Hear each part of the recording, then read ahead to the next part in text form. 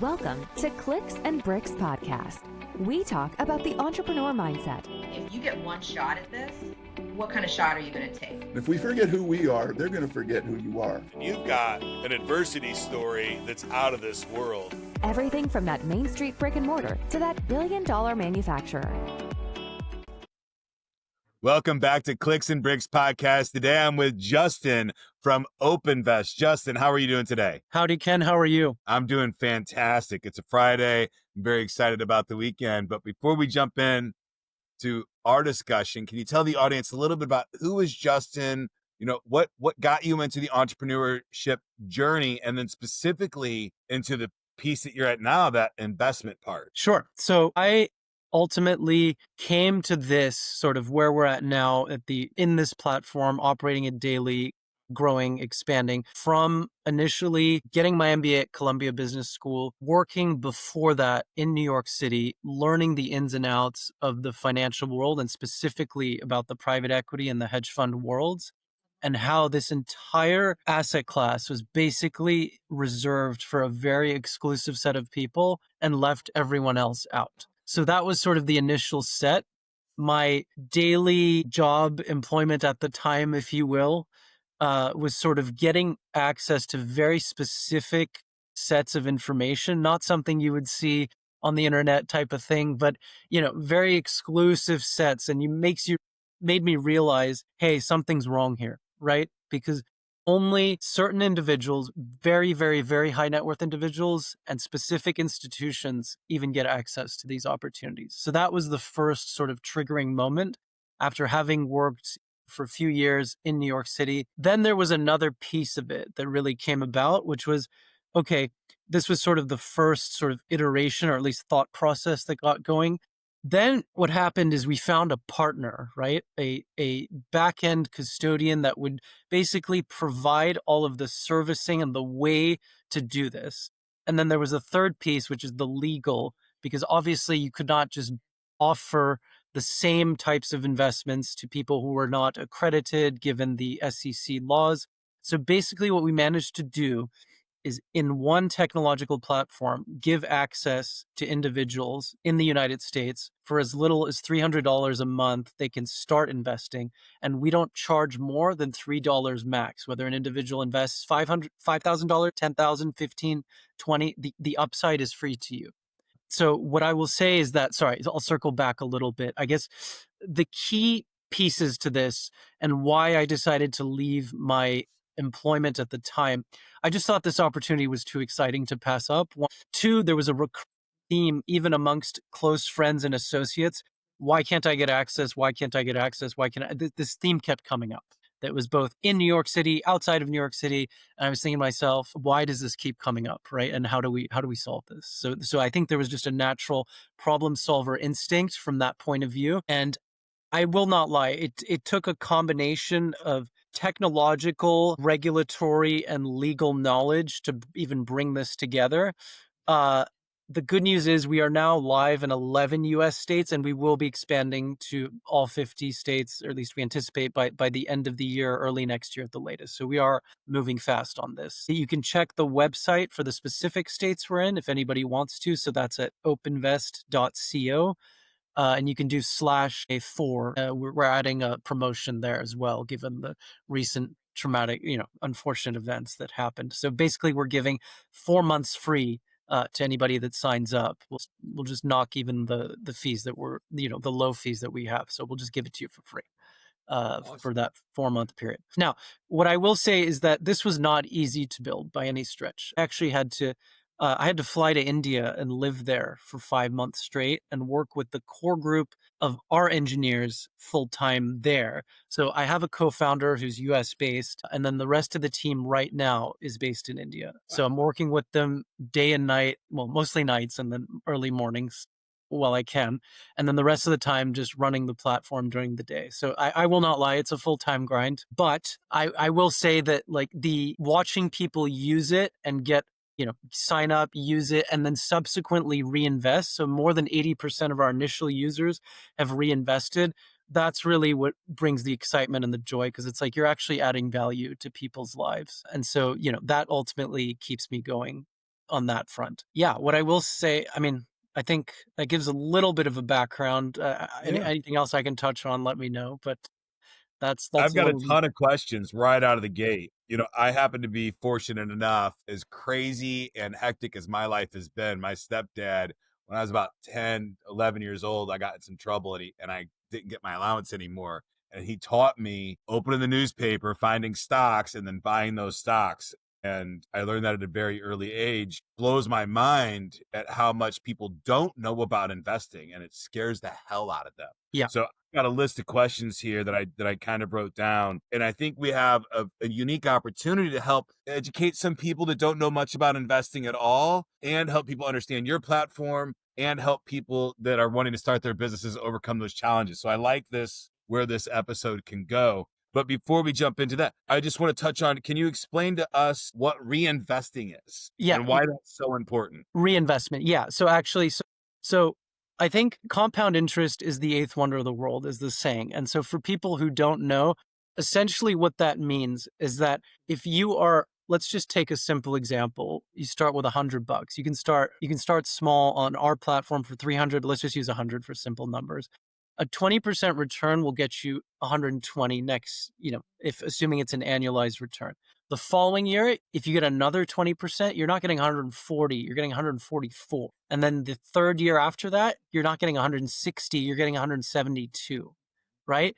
And so if you notice, there's 12 extra dollars there, and that's just on $100 from 3 years. The longer the time period that you stay invested and the longer the positive returns, those numbers become gigantic. And so basically reinvesting, I would say, if I were to define it, it's just simply put, it's a superpower. And it's like you have to, I think there was a saying, I don't remember the exact saying, but it's something like people that understand compounding benefit from it, and those that don't pay the price for it. And so, And I think, to put it in layman's terms, at the casino, it would be playing with house money. yeah, Right? It's exactly. not your money. It's all you're using the gains to grow more instead Exactly. of pulling them off the table and going to a show. Exactly. And so touching on your question, actually, and that's a very good point. There are a lot of current existing platforms, whether it's Fidelity, Schwab, Vanguard, what have you, even Capital Group is another one. A lot of the ways these guys are set up, meaning from the prior generation, they're set up to extract fees from the customer. And so what they'll do is they'll create all kinds of mechanisms, front-loaded fees and backloaded fees, and then maybe they'll charge an annual fee on top of that. And whether your investments are going up, down, left, right, or sideways, they're taking their cut. Yeah, which brings me to another question for you. Are you a broker, a fiduciary, or something different? So we are registered as a fiduciary, and we are not the broker ourselves. Our partner is. So what we're providing is the curated investment options on the platform. The good news is, if you somehow twiddled your thumbs on the platform, you could not go wrong because they're filtered to all work for you. So even if you just wanted to click around and mess around and by accident you made an investment, totally fine. There's no mistakes on. So it's pre-filtered, pre-curated for you. We do have a personal questionnaire as well. So if you want recommendations for two investments, one longer term and one shorter term meaning we'll give you a 6 to 9% dividend yield on top of low double-digit appreciation. The longer term, you can expect net annualized of 30 to 40%. And over the past few years, we've already proven that in terms of our models and what they generate. And we do fully expect that to continue over time. I love it. I talk to brokers a lot. I don't talk to fiduciaries very frequently. So can you tell the audience why it's so important to go with a fiduciary over a broker? Sure. So I think part of the reason, so I'll touch on 2 points here. One is we're a fiduciary because it was the best legal construct to add the more value to the customer, at least in the way we want it to. So that's one reason. But brokers are incentivized to make sure that you are transacting, not necessarily whether your portfolio value is going up, but as long as you're transacting. I think equities are closer to free now, but even let's take the options markets as examples.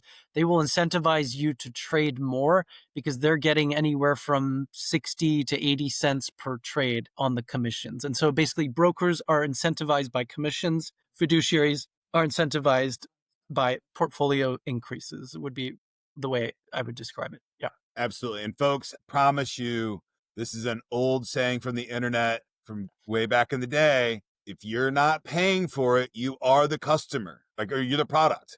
If you're not taking money out of your pocket and giving it to somebody, then you're the product. Unfortunately, for a lot of brokers, you are their product.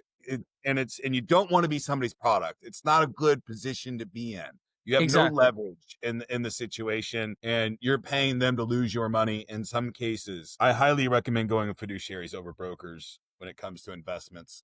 Exactly. And so we also structured even the low cost pricing of the platform in a way where we don't want to take money out of your pocket. We actually want to give it to you. So our whole mantra is to be as customer centric as possible.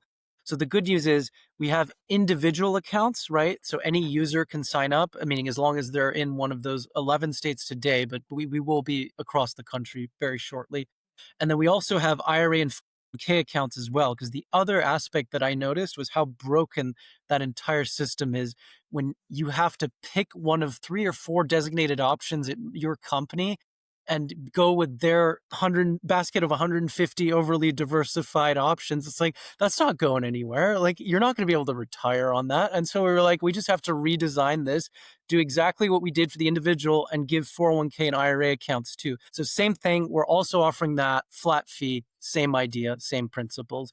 Those cost a little bit more, but flat, it's still cheaper than any ETF or product that you have out there. So we're just trying to go flat, give the users the upside, take it from there. Wonderful. So I understand why Facebook launched in a school and then grew campus by campus. I understand that mentality, but on the internet, most people open their doors either to a very local place or they open nationally right out of the gate.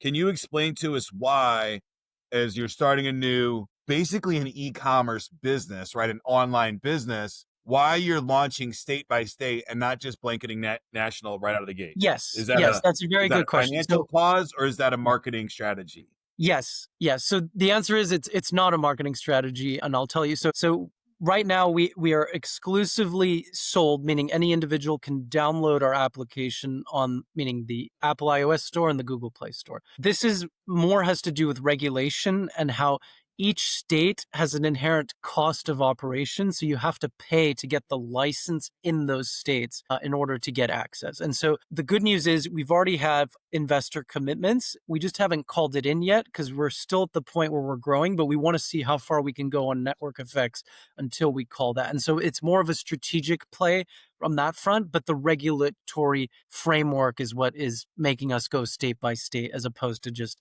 launching it all out of the gate. When you're doing a launch, I'll tell you what, I've done most of my launches internationally right out of the gate. There's some benefit from going local, and just keep doing that process. You can kind of narrow your scope very narrow to a community, get all of your key performance indicators down, and then scale that out community to community.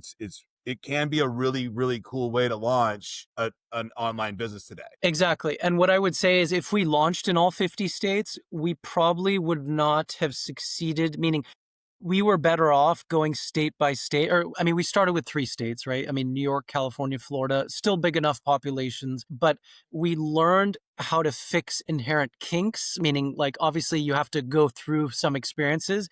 Now we're at the point where we're like, okay, everything's working, we're growing, we're almost at that point right now where we're going to really dial it up. And exactly, we have our KPIs now and we're ready to ramp up. Wonderful. Our government today is making a lot of changes in finance, investments across the board. Crypto is making a very much more mainstream environment. I'm going to just make the assumption to say that there's some crypto assets inside your platform. Correct. Yes. So we do offer crypto strategies. Well, there's one crypto strategy right now, meaning we've curated it. We had to do a lot of research on that because what we didn't want to do is offer a customer something that would just sort of go up 50% one day and then tank the next day. So one thing I will say. Go ahead. Yeah. Sorry. I don't want to talk about crypto too much. I have one specific question about crypto. Yeah. I just wanted to say that we are an actively managed platform. So unlike the Robinhood, who doesn't actually tell you how to invest, or the Wealthfronts or any of those guys, we're at the only actively managed platform, I guess, in the world even. I've been around the world and I haven't seen. So it's pure active management, high performance, low cost, given to the user directly. That's the whole point of this. I love it. I think it's a great platform or great concepts. I've not tested the platform, so I can't give it an endorsement, but I can say from everything you're telling me, I like it a lot. But there's a key point that we can educate the world here on. And in the intro, you said custodianship or Yeah. custodian. Yeah. Can you explain if you have crypto inside your portfolio? Are you the custodian? Are they the custodian? Who's the custodian? Right. Why is custodianship important Yes. for anybody on the planet? Right. So we are not the custodian. Our partner is. So our partner is Interactive Brokers. So they're $100 billion plus market cap brokerage. I think they're either the third or the fourth largest brokerage in the US, if I remember correctly. They've been around for more than 48 years. They're not going anywhere. Custodianship is important in the event. Well, I guess at least the way we've been asked it by our customers is who's keeping track of the assets, who's holding them. So the custodian is the firm that holds the assets, right? And the custodian is important, especially in the event of, let's say there's for some reason, a cataclysmic event or a bankruptcy or anything of that sort, like a complete worst case scenario. People will ask, how do I get my money back? And the answer is, as long as there's FDIC insurance and SIPC and you're secured and registered through FINRA, which we are as well, but our custodian is, you will get your money back in the event of a cataclysmic event. So that's important. So it's essentially a risk-free guarantee up to a certain level, meaning I think anything under, I believe it's $500,000 if I'm correct, somewhere in that range. Basically, all of that money will come back to you in the event of a cataclysmic catastrophe. With crypto, it's really important to know, it's more important with crypto than anywhere else to know where all US dollars are guaranteed by the FDIC. Like every American dollar is, but not crypto. Right. And so the good news is, because the crypto is technically through our existing custodian, the same rules would apply to the crypto on our platform versus some other platform where that may not be the case. And so why is that? Because they're also FDIC? Because the custodian's FDIC backed and they're the ones technically offering it. It's just through, meaning they're the ones enabling the offering, I should say. And so through that mechanism, they've already established the legal front of permitting it in that way. I have been in crypto for a long time and I don't know the answer to this. If my custodian is FDIC insured, my crypto's FDIC insured also? Through the custodian as a look through, yes, meaning the same legal rules, at least for the ones on our platform I can speak to, 100% guaranteed. Yep. That's a really interesting concept, to have your cryptocurrency backed by the American government in any kind of way, shape, or form. That's or at least the crypto offering, the crypto government. Portfolio offering that we're giving. But yeah, exactly. But it is FDIC backed. And yeah, there's no need to worry on that front. So if you're using some third party, Web3 website, I can't guarantee that for you. But in our case, yes, fully FDIC backed. I can tell you I've lost hundreds of Bitcoins by not being in the right custodianship. Okay. Yeah. Hundreds of millions of dollars. It's wildly important. It's really.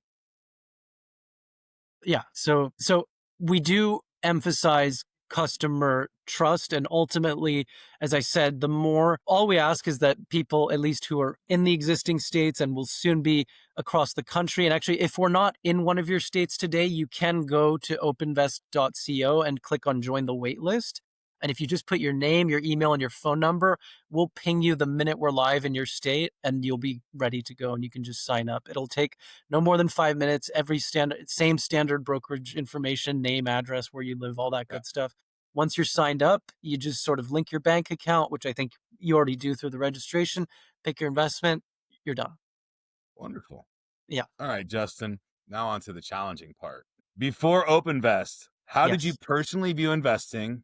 Was it something exclusive, intimidating, or off limits? And what changed you internally when you decided to bridge that gap? Definitely from my prior work experience, definitely exclusive in the sense that it was a fragmented sort of offering, right? Only being offered to a select number of individuals, meaning the really juicy, high return, sophisticated stuff that actually works. And then there's everything else that maybe it works, maybe it doesn't. Some years it'll work, some years it won't.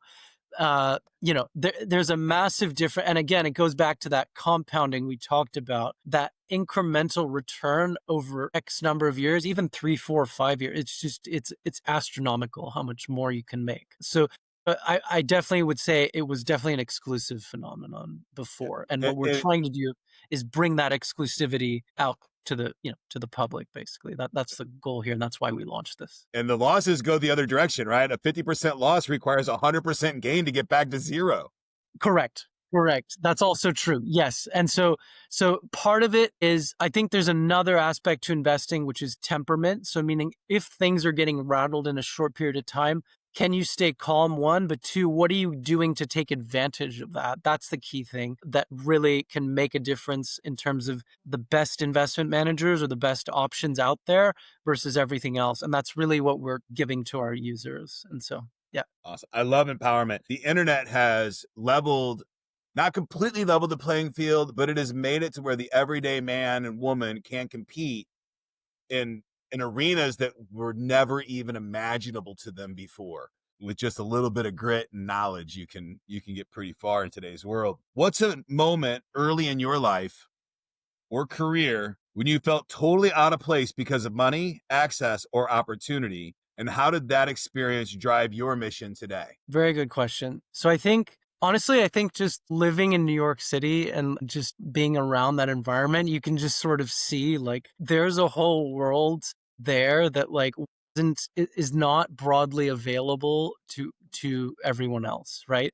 And so this can be as simple as having some private equity manager walk into the office and spin up his ideas for what the next investment should be and why it should be structured a certain way. And, I think there were probably a few instances like that, but broadly along similar strokes. So it was that and the combination of my, at least close cohort living, or at least in the vicinity where they were like, why do I not have access to this? And so I think that was just sort of a recurring theme.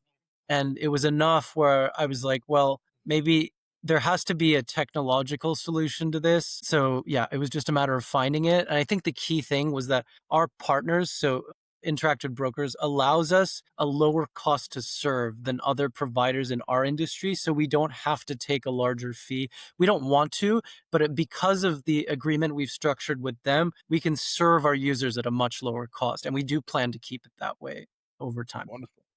So that's part of the secret sauce, is the partnership that allows you to do that. Part of I wouldn't say the secret, meaning it's part of the lower cost to serve, which helps, but I would say the secret sauce, at least on the investing front, is more technologically and algorithmically driven, but it is modeled after what the best portfolio managers in the world, and mostly in the US, are doing. And so if you actually look at the platform, you can register, you can go on you can even, actually, I'm not sure. Maybe you could probably still download the app. You just can't sign up if you're not in the state. You can see sort of the returns we're showing there. And it's kind of unparalleled relative to most other Fidelities or Schwabs or anything of the sort. They only get more challenging from here, Justin.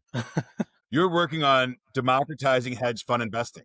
What was the turning point, a failure, a gut check moment, or disillusionment that convinced you that this mission had to happen? I think it was ultimately realizing that most people were never going to ultimately breach that. Actually, I wouldn't even say accredited threshold, because accredited just allows you to legally get access, but you're not actually going to get access to these types of investments, meaning whether it's hedge fund or private equity style, which is what we're providing. So it's a mix of both, but you're not going to get access to that unless you have tens of millions of dollars. And so most people are just not going to reach that. And so I think the gut check was just realizing that ultimately, I think through a broader technological platform, there was a way to provide those same levels of exposures without having to sort of, wait or hope that like suddenly a $10 million check was going to arrive on your desk or you win the lottery or something. I think it was more about that. And then ultimately disruption is exciting. So it's like when you find a solution and you put the pieces together and you're like, all I have to do now is just execute, then it's a really exciting way to go about just the daily grind of running a startup. Absolutely. And if you have a startup that serves humanity and brings an asset class closer to the common person, I think that's a valuable thing today, right? I mean, I continue to hear that if you want to be wealthy in the future, you've got to get assets today, right? Mhm. Whatever that asset is. If it's Mhm. crypto, stock, housing, anything that doesn't have wheels, you got to have Exactly. ownership. Exactly. So Anybody who was born in the US post 1990 there really only there's only one way to build wealth. It's effectively through ownership, and there are only a few ways to accomplish that, right? Real estate, investments, owning a business, right? That's it. Justin, in building a fintech business in a highly regulated and skeptical industry, what was one instance when everything almost unraveled? What pulled you through it? Yeah, so I'll be honest with you. When we were initially building this, like very, very early days, we did not have our partner in place. We just knew what we wanted to build. And so we built the software aspect of it and the UI and all of that, but we didn't have a connecting partner. So we didn't actually know how to make it work, which was kind of a bold, gutsy thing to do. If you asked me what I was doing at the time, I couldn't really tell you why we started it, but I just wanted to Faith. see something made and at least semi work. But the good news is that was enough to convince ultimately our partners to come in with us. So it was kind of a gutsy call, but I would say that there was a point there where that wasn't in place, where I thought this could unravel before it even started. And so yeah, that's probably the key moment that I would say. There are a lot of regulations, and my co-founder as well is more on the legal side of things and the engineering, so she'll stays on top of those aspects. So the good news is I can just focus on the running the business and the marketing and whatnot, and the selling. But yeah, it does take a two-prong approach to even make this type of platform work. A bulldozer approach, man. Just Yeah, everything pushed forward at once. It's tough. yeah. It's challenging. People often see success, revenue, and traction, but behind lies personal costs. What's something you sacrifice, time, relationships, or peace that still echoes with you today? All of it, and I'm still sacrificing it, I would say. No, that's a very good question. Definitely, yeah, personal cost. I mean, you can view it as a cost, or you can view it as something that you're so engaged in that, like, this is your daily, sort of grind, or I don't want to say hobby, but like your daily passion, that you're just doing this all the time. But obviously that comes at a cost of obviously relationships. Obviously I have friends growing up from school and whatnot, but do I see them every day? No. Do I see them every weekend? No. Do I see family every weekend? I talk to family a lot. Do I see them every time? No. Sometimes I have to miss things. I have to miss weekend events. I have to travel quite a bit, going around the country, speaking engagements, selling. I had to travel abroad just to build this full frontal, just to make it work. Yeah, there's a lot of cost and time commitment. So you have to ask yourself before you start any business, this goes for any entrepreneur, is, are you willing to do what it takes and sort of have what's called a monomaniacal approach to your business? Because I think that's what channels at least success or growth, especially in an early stage venture. Yeah, it's a challenge. Yeah, that, and then everything that you could think could possibly go wrong will go wrong. And so, I mean, there's two sides to that. The good news is that once you get through that, you know how to fix everything. But you do have to go through that phase of, like, every aspect of the business has something going wrong at either the same time or at different times. So you get the full lay of the land. And shit that you never even knew could go wrong will go wrong. You'll find whole new things that will go wrong, and you will build the muscle of finding solutions to your problems in a way that is so profound that you'll look at any problem like, how do I get that solved? And it might be a sickness. I'm not sure. We can ask Elon Musk, maybe. No, I'm kidding. Yeah, I'm joking. Yeah, he's got his problems too. As someone who builds financial access tools, how has your relationship with money changed over time, emotionally, spiritually, and practically? Yeah. So I think I can give a little bit of background on this, maybe how I even got the knowledge and all that, and I'll get into that. I've actually read every book that Warren Buffett's recommended from his shareholder list up until I think it was 2018, every single copy. So there was just a cemented knowledge base from that. I couldn't put the books down, if I'm being honest with you. So this was a few years back, but I think that really changed my entire approach to how I think about everything, not even just money, but just I look at I think there was an example where, Warren Buffett thought of a haircut as a dollar cost because that was the compounded sort of return or amount that he would have gotten had he not paid someone to get a haircut. And so it's like, I mean, I'm not that extreme, but I'm just saying that's the type of thinking that goes on, maybe at smaller levels, but still across all facets of daily life. Justin, when the story of your business is told 20 years from now, beyond metrics and beyond growth, what emotional residue do you want people to feel about what you created? Ultimately, I'm a patriot first. And so what I want is that if I have delivered value to people, either allowed them to retire, pay for education, there are a lot of people that are in debt in this country. They don't have any way out. I think this is a mechanism to actually get out of that, I would argue, as long as you play on the platform, meaning follow the sort of regular investing. I think 10, 15 years down the line, even with the minimum amounts, you could clear it. I've seen a lot of people, I talked about the 401ks and the IRAs and the sort of de minimis options offered at the companies. This provides a way out for them to retire. I think ultimately impact is what drives me. This is not necessarily, even if, let's say we took off tomorrow and okay, we're great, we're growing like a rocket ship and all of that. It's more about, are people benefiting from this? And as long as they can say that they have benefited from this, I think that's the ultimate benchmark that we're going after. So when I talk about customer-centric approach, it's really, are we adding enough value to our users and our customers' lives that they're ultimately benefiting from this? Love it. If you could go back and talk to yourself just before launching OpenVest, not when you were little, when the stakes felt the highest, what would you warn yourself or encourage yourself to trust? That's a good question. I would say trust your gut. Breathe, and relax, and then trust your gut. So ultimately, all gut decisions I have made, meaning that truly came from the gut, have been correct. So I think as human beings, we have that instinct, and it's just a matter of harnessing that, especially in high stress or critical moments. So I would say that, yeah, at that time, it was very unclear what this could have become, where we would end up, would this even be built, how, when, where, why. I think just going one step at a time and making a little bit of progress each day, that also compounds actually. If you make a little bit of progress each day, even if it's a small amount, it has a material impact on individuals' lives. Same thing with money, small amounts, material impact, same Fitness, approach. business, just Yeah. small improvements every single day. I'll Yeah. have to say that not every time I trusted my gut was I wildly successful, but every time that I worked against my gut was a failure.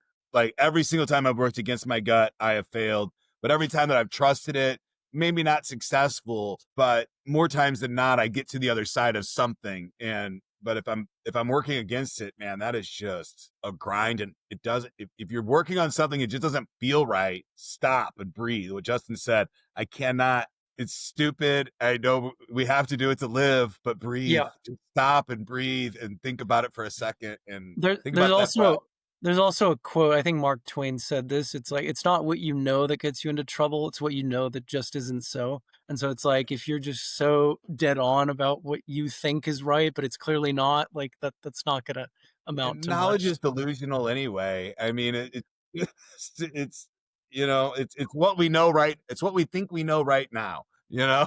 So Right. it's continue to move forward, and that's what makes life so much fun. Justin, I've Exactly. had a blast talking with you about finance and investing and things like that. If somebody was thinking about investing, openvest.co is where they would go. Where are they at in their journey? Like, who should be thinking, man, I need to go to OpenVest and I need to be thinking about this more today. Is that somebody 50, 20, 18? Where are they at? So the good news is anybody can use the platform. I think the people that will benefit the most, just because they're younger and have more time to compound, would be the 20 and 30-year-olds. Anybody 18 to, let's say, 40 really can. The 50-year-olds should probably still use it if they have a Schwab or a Vanguard or any sort of account like that, because those guys are extracting more fees than they actually know. So again, we are a better, lower cost alternative. And we have proven that our returns are higher. So if that's something you care about, even if you are in your sort of middle age range, you can absolutely use it as well. And so for individuals that don't, meaning we're not live in your state yet, I think we mentioned this, but you can go on the wait list, click get access soon at openvest.co, enter the information there. And we also have an affiliate program now too that we just launched recently. So anybody who wants to join, they will get 8% of the referral revenue they bring in. We're doing that upfront. Recurring? Yep. Recurring revenue? I Uh, like that. I like yeah, recurring revenue, folks. yeah, That's what you're looking for always. yeah, Bring it in once, exactly. get it forever. Yeah, So it's good yeah. stuff. As long as they stay on the platform, yep, that's what we're offering. So, yep, that's it. Is there an amount that you recommend? I'm a bartender and I'm just barely making my rent. You can start with as little as 300, but if you have something, I'd say start with a couple grand, see how it goes. I would say that's been the most, I'd say that's been the median, at least in the individuals that have started. A couple grand is probably enough. It's enough where you can see the benefits of it working for you, and then subsequently reinvest as it's going. I would say that's Bar a good mitzvah starting money, block. birthday money, whatever I can Yeah, do, yeah, get something together, yeah. get it in there, sit on it, let it sit. The other thing is we have an automated deposit function too, so you can link your bank. So if you have a paycheck coming in every month, it'll just pull it from your bank with your consent. So you give the consent on the platform. And once you do that, let's say you want to do, I don't know, $100 a month, something simple. It'll just take it every month from your bank, wire it in, or either wire or ACH, deposit it, and then invest it. So that it's on autopilot as well. And if you start doing that, you can tell your friends that you're dollar cost averaging. Yeah, well, yeah, exactly. That and yeah, you can't go wrong doing it. So that's the Yeah. important thing. Yeah. Awesome. Justin, my favorite podcast is Diary of a CEO, and Steven has his guest write a question for the next guest, and I bought their deck of cards. I don't know what the question is. Are you ready? Let's do it. This question comes from Peter Crouch. What makes you most angry about society? When people don't do their homework and they throw out opinions like just without like any sort of basis in fact, that's probably the thing that it makes me off the most. I get it. That's it. If you're gonna say something, meaning don't just like throw out something for the sake of throwing it out. Have some reasoning or some basis for it or why you think X, Y, or Z. I think that's the one that gets me. As a man that loves to stir the pot, I know exactly what you're talking about, and it's a lot of fun. What makes me the angriest about society right now is how polarized we are on either side. It seems like all the media is hyper left, hyper right, hyper red, hyper blue. Doesn't even matter. And I think that, most of our world is somewhere in the middle, and this inability to compromise on variables and nuance is just something that seems to be at the forefront of our world today. It's something I don't like. I'm with you And 100%. Yeah. I have to believe that it's just a symptom of social media, that it's not reality, that it's just a perception. At least when I'm out in the streets and I see people face to face, it feels that way to me. Yeah, at least they're not yelling and screaming left and right. Let's hope so. Yeah, exactly. And hopefully I don't get in trouble for this one too much. But if you're out there and you're watching the show, what makes you the most angry about current society? Just leave it in the comments, and hopefully we don't get ourselves into too much trouble. Justin, thank you so much for joining us today. I appreciate your time. Thank you, Ken. It was a pleasure. Thank you. Have a great day.